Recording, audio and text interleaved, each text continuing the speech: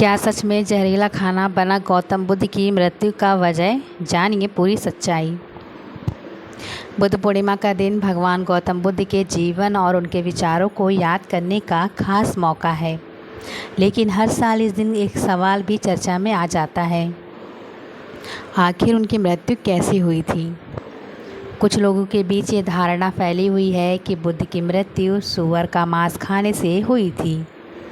लेकिन क्या सच में ऐसा था या इसके पीछे कोई और कहानी छिपी है? आइए इस पूरे मामले को आसान भाषा में समझते हैं और जानते हैं कि असल सच्चाई क्या कहती है। क्या है सूअर के मांस वाली कहानी? कई जगहों पे ये कहा जाता है कि भगवान बुद्ध ने सूअर का मांस खाया था, जिसके कारण उनकी तबीयत बिगड़ गई और उनकी मृत्यु हो गई।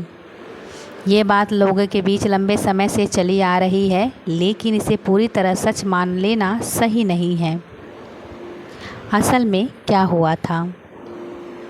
दरअसल बुद्ध के शिष्य बुद्धघोष ने अपनी किताब में सूकर मदद शब्द का जिक्र किया था। लोगों ने इस शब्द को सूअर का मांस समझ लिया, जबकि असल में ये खास तरह का मशरूम होता है। माना जाता है कि ये मशरूम जंगल में मिलता था और कुछ मामलों में जहरीला भी हो सकता था। कुंडा के घर की घटना। मान्यता के अनुसार एक बार भगवान बुद्ध कुंडा नाम के लोहार के घर भोजन करने गए। कुंडा जंगल से मशरूम लाया था, लेकिन उसे पता नहीं था कि वो जहरीला हो सकता है। बुद्ध ने भोजन का पहला निवाला लेते ही समझ लिया कि कुछ गड़बड़ है।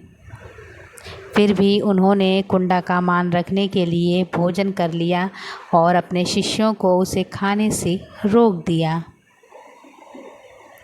कैसे हुई मृत्यु? भोजन करने के कुछ समय बाद बुद्ध की तबीयत बिगड़ने लगी।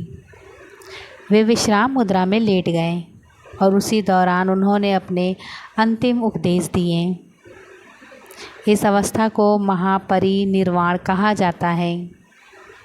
माना जाता है कि इसी जहरीले भोजन के कारण उनकी मृत्यु हुई थी, लेकिन उन्होंने अपने शिष्यों को बचा लिया। बुद्ध पूर्णिमा का महत्व। इस साल वैशाख पूर्णिमा 1 मई को मनाई जा रही है। यह दिन भगवान बुद्ध को समर्पित होता है, जिन्होंने सत्य, अहिंसा और करुणा का संदेश दिया। आज भी उनके विचार दुनिया भर में लोगों को प्रेरित करते हैं और सही रास्ता दिखाते हैं।